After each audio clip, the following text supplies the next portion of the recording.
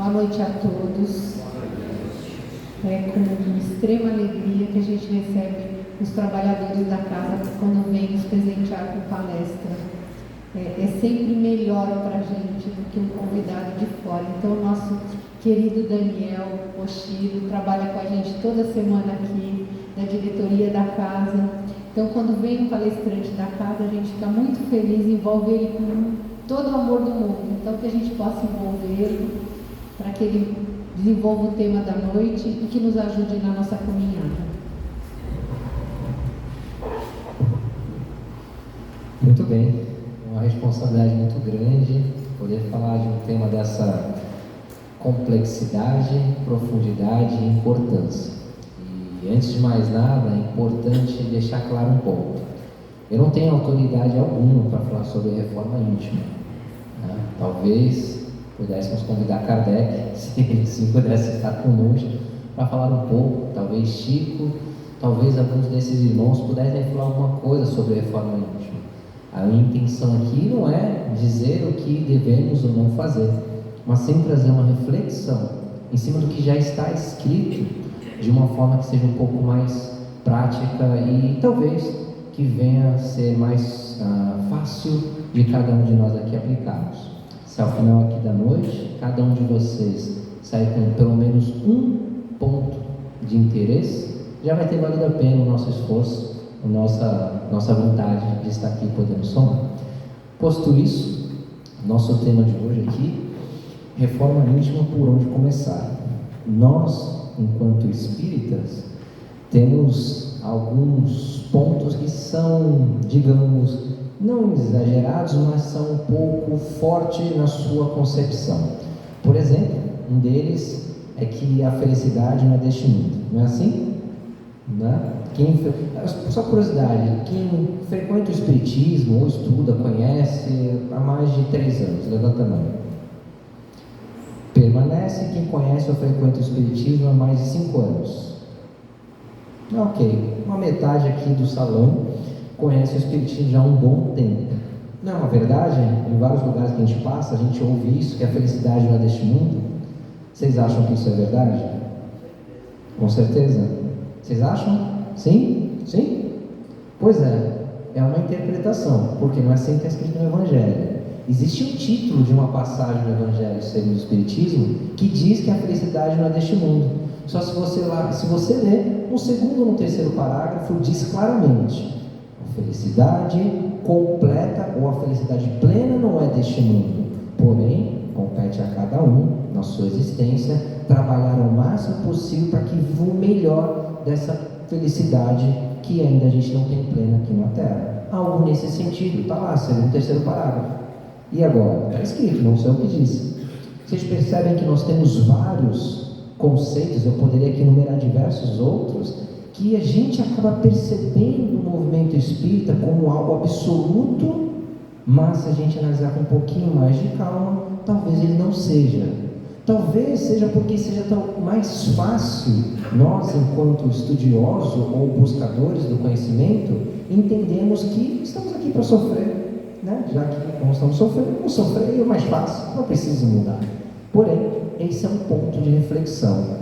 Da mesma forma que a felicidade é vista de uma forma um pouco extrema, ou comentada ou compartilhada nesse sentido, a reforma íntima também é. Quando a gente fala reforma íntima, eu particularmente, quando ouvi as primeiras vezes, minha mãe que trabalha aqui na casa falando disso, eu falei: meu Deus do céu, deve ser uma coisa sublime, uma coisa do outro mundo, um ser de luz que está vivendo a reforma íntima. E na minha cabeça, eu falei: bom, acho que quando eu tiver uns 50 anos, estiver cheio de cabelinho branco, talvez eu comece a viver a tal da reforma íntima. Até lá, vou viver minha vida, né? Por que eu vou pensar nisso agora? Está tão distante de mim. Assim eu fui começando a entender o movimento espírita e a reforma íntima para lá, reforma íntima para cá. E eu fui começar a entender um pouco melhor. Falei: cara, não é possível que esse negócio seja só para aqueles senhorzinhos, senhorinhas lá de cabelinho branco. Será que não tem algo a mais além disso, do que eu estou entendendo? E na minha curiosidade eu fui estudar, e aí eu entendi alguns outros aspectos, que não eram o que me diziam, mas sim o que estava escrito. Então, seguindo nessa linha, sempre é importante a gente lembrar o seguinte: A doutrina espírita, ela não é um conjunto de achados. Quando vocês verem algum irmão, vão falar assim, eu acho isso, eu acho aquilo, é só a opinião dele, tudo bem? A doutrina espírita tem 5 obras básicas de Kardec que vai falar tudo. Existem várias outras obras de diversos outros irmãos que complementam ou que somam a essas obras, mas essas são as básicas.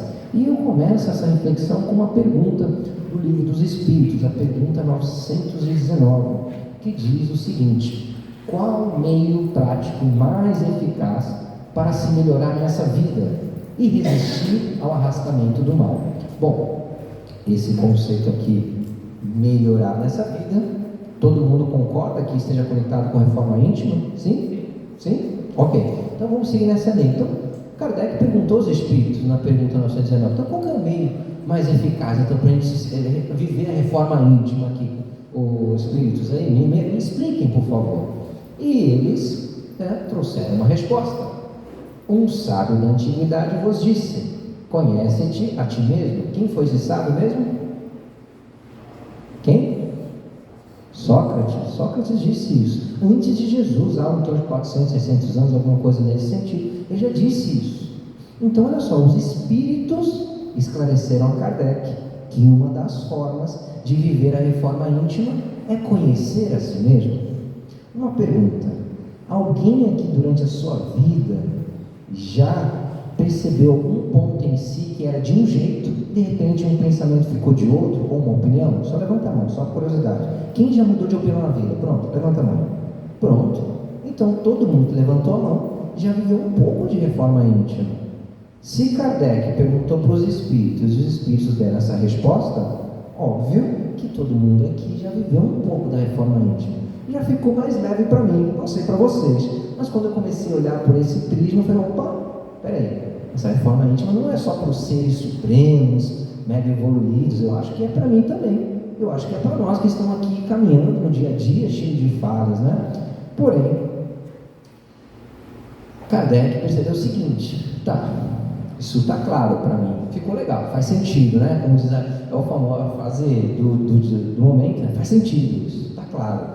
Porém, a questão é um pouco mais profunda. Então, como fazer para se conhecer?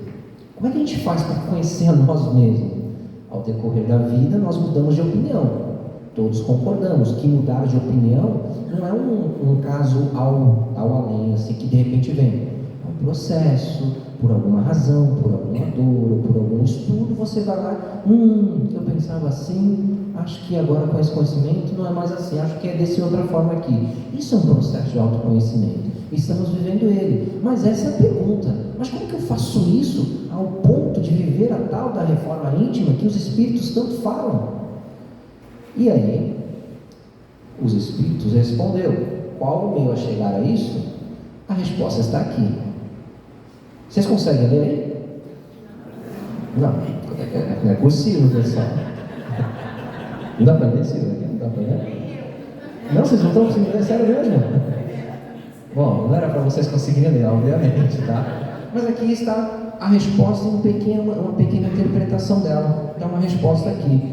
Porém, como quase todos os ensinamentos que nós temos, desde os ensinamentos bíblicos até as obras de Kardec, eles usavam de uma linguagem um pouco mais técnica, um pouco mais completa, um pouco mais robusta, mais cheia de alegorias, mais cheia de caracteres que são mais incomum à nossa fala do dia a dia.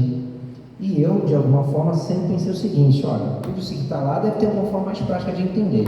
E aí, para nos ajudar no entendimento da reforma íntima, com base nessa resposta, eu trouxe aqui 5 perguntas que nós vamos sair daqui praticando mais ainda a reforma íntima. E a última pergunta e a última resposta é a mais importante, tudo bem?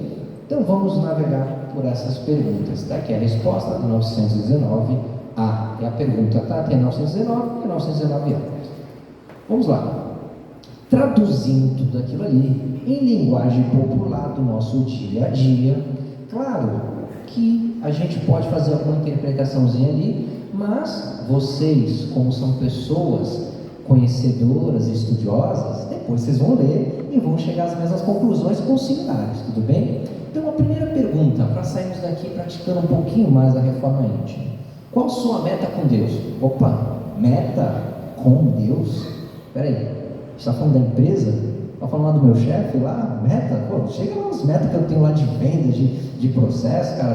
Não quero falar de meta.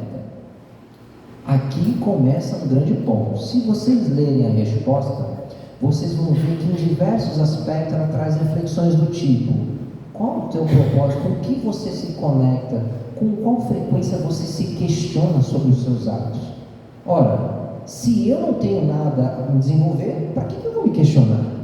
Portanto, dedução óbvia, não está escrito lá, mas é uma dedução óbvia. Só eu me questionar, logo se eu tiver algo a percorrer, algo a fazer, algo a conquistar. Então é uma pergunta que eu faço para vocês, retórica, para vocês pensarem: qual que é a meta de vocês com Deus?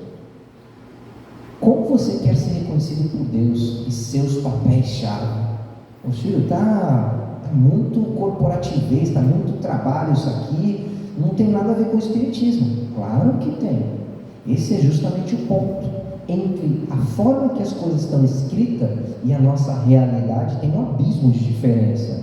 Porque o que a gente vive é o dia a dia aqui, as leituras são lindas. Esse é o grande problema. Existe uma ponte entre o que está escrito e o que a gente faz. A minha intenção é quebrar um pouquinho dessa ponte. A gente precisa criar metas, sim.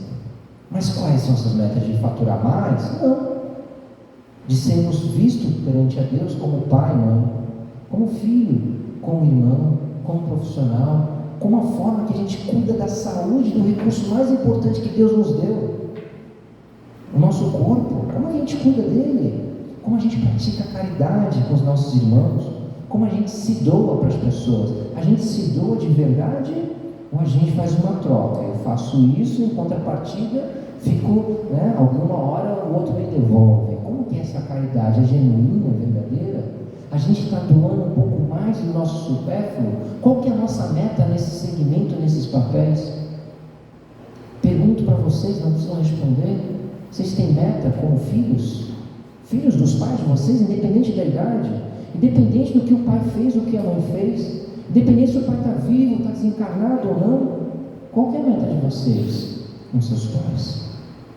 Se Deus, porventura, nos levar agora, o que você gostaria de se encontrar com um ente querido que desencarnou, que ele te reconhecesse? Como você queria ser notado? E com seus filhos? Porque se você partir agora e deixar seus filhos, que meta que você gostaria, qual a forma que você gostaria que seus filhos lembrassem de você para sempre? Na sua saúde, o instrumento principal que Deus nos deu, esse corpo físico maravilhoso, da melhor forma que nós precisávamos ter, o quanto que nós estamos tendo disciplina para cuidar dele. A reforma íntima não é um processo gigantesco. Se hoje eu começo a cuidar mais da minha saúde, nós já estamos fazendo a reforma íntima, já estamos cuidando de nós, já estamos superando as dificuldades que já estão impregnadas no nosso moral. Sigamos aqui. A segunda pergunta: qual a sua prioridade esse ano? Nossa, de novo, não estou entendendo. Se vocês lerem o texto, a resposta, vocês vão ver que ele diz claramente para que você priorize as áreas que você precisa se desenvolver. Ele fala isso claramente, está lá escrito. Pergunto para vocês: quem aqui se sentir confortável? Não precisa levantar a mão, tá bom? Quem aqui definiu uma meta naquelas áreas que a gente falou? Uma meta para esse semestre, para esse ano, em ser melhor como mãe ou como pai ou como filho, ou como irmão. Quem definiu uma meta clara? Em caridade, vou praticar mais a caridade, vou ajudar mais pessoas. Gente, processo simples de entendimento da espécie humana. Se você não tem objetivo, logo você fica parado. É assim, não tem muito segredo. Não precisa ser um psicólogo para entender isso. Se você não tem uma meta, você fica parado. Porque o nosso corpo, ele quer o descanso, ele quer o repouso. Assim é a nossa mente, assim é o nosso corpo. Por isso que nós temos o livre-arbítrio, para superar essas necessidades fisiológicas quase de ficarmos parados. A gente precisa fazer de forma consciente. E aí vem uma reflexão: quem muito quer, nada tem. E eu tenho certeza que muitos de nós, se não todos, querem muitas coisas. Talvez alguns aqui estejam vivendo algum processo de dor ou de reflexão, e talvez nem queiram nada. Essa situação também. Mas na maioria das vezes, como é que a gente vira o ano? Com poucas metas ou cheio de metas? Aí passa janeiro, fevereiro, aí passou o carnaval, chegou na Páscoa, você já nem lembra mais da meta do final do ano, já foi, você já esqueceu, mas você desejou. Olha que interessante, a gente deseja as coisas, mas a gente não põe ela para acontecer. Tanto é que, na verdade, que a gente não põe ela como meta, a gente deixa ela como desejo. E se fica como desejo, como é que vai mudar? Não vai mudar. Aí, sabe o que eu quero de tudo? Nos bate-papos do nosso encontro com os nossos familiares, com os nossos amigos, a gente fala comigo, não, esse ano eu vou arrebentar, eu vou lá mais para a casa espírita, eu vou estudar 5 livros, eu vou resolver aquele conflito que eu tenho lá com meu tio, com minha mãe, com meu pai, não aguento mais isso, chega, esse ano eu vou mudar. E a gente faz uma listinha de desejos, mas não vira meta. Como é que vai acontecer? Não vai acontecer porque não está acontecendo. E aí faça um exercício individualmente. Quantos desejos nós tivemos nos últimos 3, 5, 10 anos? Quantos deles foram realizados? Alguns foram aqueles que viraram meta, seja casa própria, o carro do ano, aquela viagem de cruzeiro, sei lá, cada um tem ou aquele jantar em algum lugar, eu não sei, ou consertar, reformar o fundo da casa.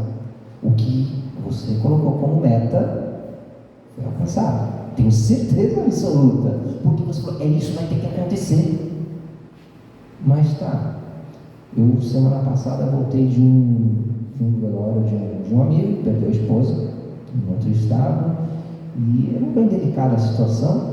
Coincidentemente com esse senhor que eu estava falando hoje, ele perdeu algumas pessoas nos últimos 3 anos. E o que fica quando a gente perde alguém?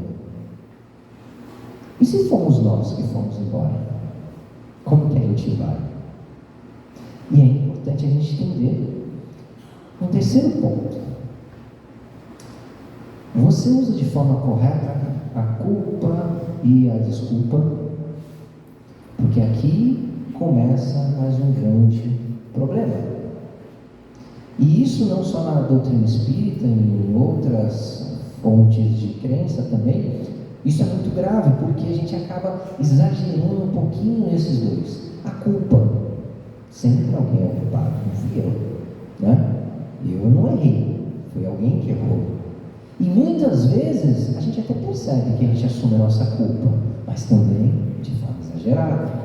E isso vira uma autocobrança pesada. Do mesmo jeito, é a desculpa. Se vocês forem ver lá na resposta dos Espíritos, ele vai estar falando sobre isso. Não se culpe demais e nem espere que as pessoas vão resolver os seus problemas. O que você está fazendo para resolver os problemas que você descobriu analisando a sua consciência? Tem uma passagem que ele diz, antes de dormir, procure se perguntar, onde você acertou? Onde você errou? O que você fez de certo hoje? E o que você fez de errado?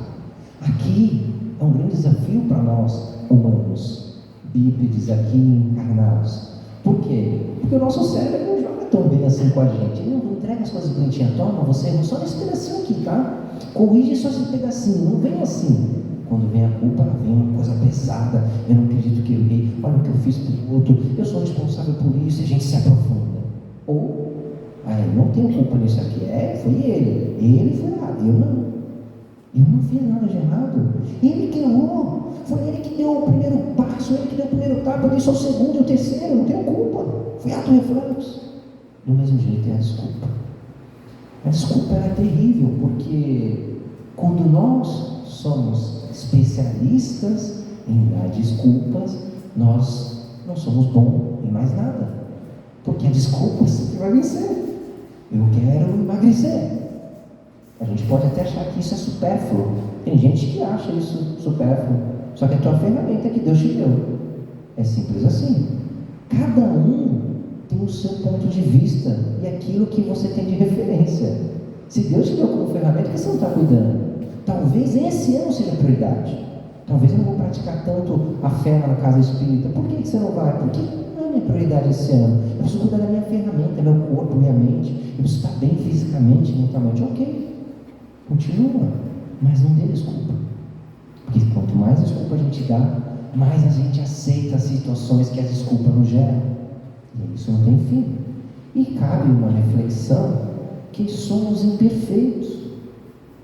Nós iremos errar. Pergunto para vocês: o que vocês erraram hoje? Revisem na sua consciência. Qual foi o maior erro que vocês cometeram hoje? Achem. Qual foi? Com quem? Em que ambiente? Qual foi a sua passada de responsabilidade nesse erro? Por que você errou isso? Tem como você reaparecer amanhã? A gente tem dificuldade. Metade de vocês estatisticamente não achou erro nenhum. Estatisticamente metade não achou erro nenhum. Eu pensei aqui, não sei onde que eu errei. Acho que eu não errei. É óbvio que a gente errou em alguma coisa. Mas o erro nunca vai aparecer se nós não tivermos a primeira pergunta: metas, vontade de ser melhor em alguma coisa. Você tem vontade de ser melhor nos relacionamentos com o seu cônjuge? Com os seus pais? Com aquele desafeto do trabalho lá que passou a perna em você e tal? Você tem essa meta? Você tem isso como meta? Se você não tem, você não vai enxergar erro. Vocês percebem? Se a gente não tem essas etapas claras, a gente nunca vai errar. E aí, lamentavelmente, o tempo, ele não perdoa, né? A vida vai acontecendo no intervalo entre o que você planeja e o que você deseja. A vida está lá, acontecendo, existindo. O tempo passa. Ontem tínhamos 20, talvez 30, ou talvez 40. Hoje já estamos com 50, amanhã com 60.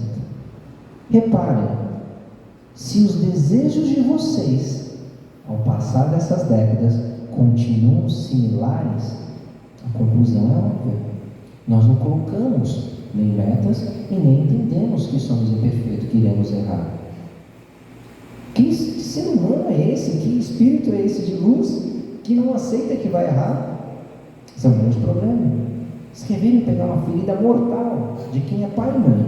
Quem tem criança pequena ou adolescente, ou até jovem, adulto, sei lá, seus 20 anos, pergunta, chega para essa pessoa e fala assim: posso falar um ponto falho na educação que você está dando para os seus filhos? Experimenta falar isso. Cara, você perdeu a amizade. E alguns vão dizer: mas a pessoa não perguntou. Não estou falando sobre isso, é só sobre o aspecto de nós nos achamos superiores, perfeitos, ou com uma margem, pouca margem de erro. Mas isso aqui, pessoal, é libertador. Eu trabalho com processos de liderança. Eu trabalho ajudando as empresas, as pessoas a fazerem isso. E com frequência eu estou falando de vários aspectos da liderança. Mas com frequência eu digo para essas pessoas que eu estou treinando: olha, eu tenho moral para falar isso. Aí no começo as pessoas ficam assim: nossa, ele se acha. Aí eu complemento: eu tenho moral, porque o que eu estou te dizendo foi o que eu mais errei. Então eu posso te falar disso. Eu errei nisso pra caramba na forma de tratar essas pessoas. Eu pegava aquele liderado que era despreparado, ao invés de eu chegar a tentar acolher ele e dar uma direção, eu já estava dizendo que ele não prestava, que ele era isso, que ele era aquilo. Eu errei nisso pra caramba. Por isso eu posso te falar. E vou te falar uma coisa: primeira coisa que eu sempre fiz com times novos, equipes novas, eu falava para eles o seguinte: a partir de hoje vocês vão ter o líder mais injusto que vocês conheceram. Mas ficavam meio assim: não, brincadeira, eu vou ser o menos injusto. Ainda ficavam assim, tipo, como assim? Era o mais ou menos? Não, é o menos injusto. É um pensamento muito óbvio. Menos injusto? Sim. Sabe por quê? Porque eu vou errar com vocês. E eu vou cometer tantos erros que eu quero que vocês saibam que eu vou errar. Mas uma coisa vocês vão ter em mim: toda vez que eu errar, eu vou ter a vontade de corrigir e acertar. Mas não espere de mim que eu vou acertar sempre. Ele já vai errar a nossa comunicação na largada. Vocês concordam comigo que esse tipo de posicionamento reduz a carga da autocobrança? Olha como fica mais leve. E os líderes, assim como nós, queremos ser perfeitos, pais perfeitos, irmãos perfeitos, profissionais perfeitos. Nós não seremos, nós vamos errar. A questão é o seguinte: a vida está passando rápido. Aonde que você quer acertar na sua vida? Porque muitas coisas você vai errar. Não vai dar para acertar em todas. Cara, tem que ter prioridades. E aí não tem como fugir desses discursos de um pouco motivacionais, né? Fica difícil, porque olha só um pedaço desse texto. Se aprovesse a Deus chamar-me neste momento, ao entrar no mundo dos espíritos, onde nada é oculto, teria eu de temer o olhar de alguém? Olha para mim, olha para mim. Se nós fôssemos agora, tem algum olhar que nós teríamos medo de temer? Temer não no sentido de necessariamente ter medo daquela pessoa, mas daquilo que eu agi, da forma como eu agi com aquela pessoa. Porque não é sobre o outro, é sobre a nossa consciência. O que a tua consciência te diria se você partisse agora? Quantas vezes nesse ano a gente parou para fazer essa reflexão? E a gente está só indo. Na leitura um pouco mais cedo eu comentei disso. Muitas vezes a luz que nós procuramos já está ao nosso lado. Basta a gente parar, para olhar, para enxergar, e sair um pouco dessa correria. E segue. Examinai o que pudesses ter feito contra Deus, depois contra o próximo, e por fim contra vós mesmos. Olha que interessante isso. A reforma íntima, ela começa nessa reflexão já. Se vocês estão aqui prestando atenção, não estão só de corpo presente, se o Espírito está aqui ainda, se a gente não for para o outro lado, nós já estamos praticando a reforma íntima. Portanto, aceitem isso com vocês. Eu já estou praticando a reforma íntima. Digam individualmente e mentalmente: eu já estou praticando a reforma íntima. Isso, porque é mais leve. E se não for assim, nós vamos colocando pesos, e as respostas serão motivo de repouso para a vossa consciência, ou indicarão um erro ou ato falho a ser corrigido. Está cortado aqui, mas esse é o texto. As respostas que a gente vai ter nessa reflexão vão nos guiar. Passamos 3, vamos para a 4. Além da nossa consciência, que é limitada, ninguém tem mais dúvida disso, a nossa consciência é limitada. Cuidado, não confie demais na nossa mente que ela mente. Qual o nosso referencial se somos bons ou ruins? Você é um bom espírito? Você é um bom filho de Deus? Respondam-se a si mesmos. Vocês são bons? Eu sou bom? Eu tenho sido um bom filho para Deus? Vou trazer uma pergunta mais simples. Eu sou um bom marido? Minha esposa está aqui, posso perguntar para ela? Não precisa responder, calma, é só para a gente praticar aqui. Perguntem para os seus maridos: eu sou uma boa esposa?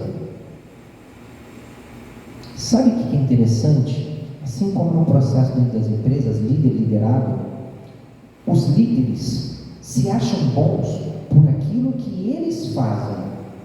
Da mesma forma, os pais se acham bons por aquilo que eles fazem.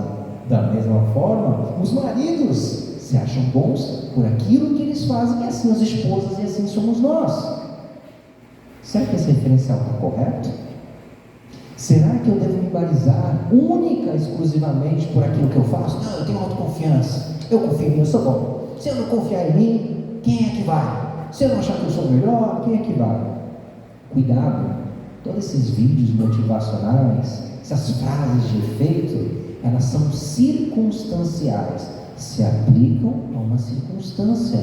Essa é a pergunta que eu faço para vocês: qual é o nosso referencial de bom ou ruim nas nossas metas de vida, como filho, como esposo, marido? Está lá nos 5 livros, mas o Chico está muito distante. O que é essa resposta da pergunta 919 diz sobre? Sabe o que ela diz? Conversa com os teus próximos, ouve aqueles que te cercam e que querem o seu bem, e analisa com um pouco mais de profundidade, trazendo o seu discernimento naquilo que lhe fizer jus. Ou seja, eu tenho que ouvir a minha esposa se eu sou um bom marido. E se eu não estabeleço esse diálogo, nem abro, provavelmente não sou um tão bom marido como eu acho. Assim como ela também não será uma boa esposa, se ela não tiver o reconhecimento de que ela é falha. Se ela ficar carregando com ela aquele peso que eu sou uma mulher maravilhosa, uma esposa maravilhosa, ok. Assim como o líder que quer carregar esse peso, a mochila vai ficar pesada. É mais leve. Então, o nosso referencial ele precisa ser realista. Precisamos ser realistas e sinceros, ou cairemos na armadilha do orgulho ou da autopenitência. Quem aqui é orgulhoso? Levanta a mão. Pode levantar a mão. Quem se acha orgulhoso? Eu estou levantando o que eu acho, tá? Não é para estimular vocês, não. Há 4 anos atrás, 5 anos, eu fiz um exercício desses treinamentos de PNL. E tinha uma dinâmica que tinha que achar lá a sua, como era o nome? Ferida mortal.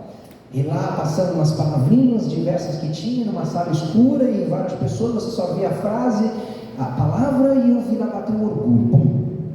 Na hora que bateu o orgulho em mim, eu falei, eu não me acho isso aqui, mas me dá até uma raiva. A pessoa não está fazendo nada, nem se conseguia ver quem era a pessoa, só via fraquinho. Mas só que fiquei com raiva, eu falei, não, orgulhoso, você está...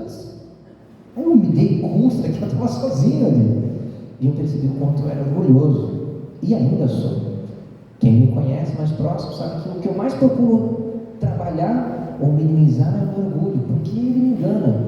E muitas vezes, quando eu não caio no orgulho, eu caio na autopenitência. Eu sou culpado, é culpa minha, fui eu que errei, fui eu que fiz isso, não é culpa. Nenhum dos dois estão corretos. Os extremos dificilmente serão corretos. O mais correto sempre está naquilo que é o equilíbrio. Eu preciso entender que eu tenho orgulho, mas que eu estou trabalhando para melhorar ele. Eu preciso entender que eu posso ter sido responsável por aquele ato, mas eu não preciso me culpar, eu preciso reparar. Fica essa reflexão. E chegamos aqui na última, no tempo certinho, para a gente fazer a nossa conclusão. A última, e talvez, pelo menos ao meu olhar, e vai depender do olhar de vocês, cada um vai ter o seu, pergunta mais importante. Ok, posto essas 4 perguntas, então, o que fazer para sentir que comecei a minha reforma íntima? Qual é esse passo mais importante?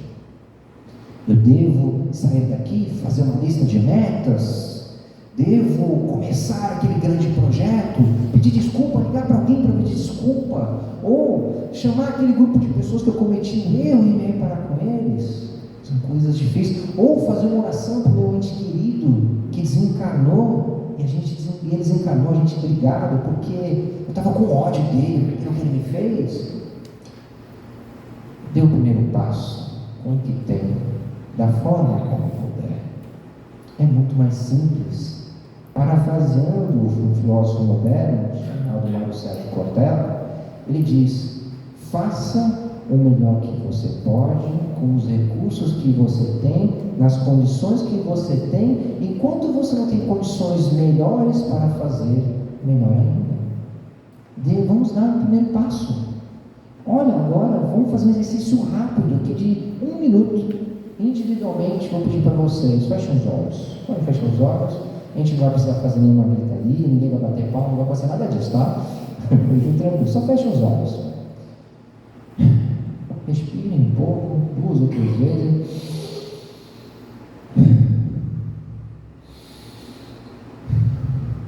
Respirem de verdade, respirem profundamente. E pensem com vocês: o que eu gostaria de mudar em mim? Calma, continuem de olhos fechados. Esse primeiro sentimento, essa primeira situação que veio à sua mente, isso, guarda ela com você. Agora abre os olhos. Vamos voltar aqui. Vem cá. Olha só. Pega essa situaçãozinha. Essa que apareceu talvez meio distorcida, meio que só um pedacinho dela, mas você sabe no íntimo o que é. Só não quis dar talvez o valor que ela tem. Pega ela e hoje faz uma oração, pedindo a Deus para te dar a força necessária de corrigir o que você precisa, de reparar o que tocou no seu coração. E você já vai ter dado um grande passo com a reforma íntima. E fecho com essa reflexão final, que tudo que nós falamos aqui não foram afirmações, mas foram perguntas, porque não são as respostas que movem o mundo, mas são as perguntas certas. Obrigado, boa noite a todos.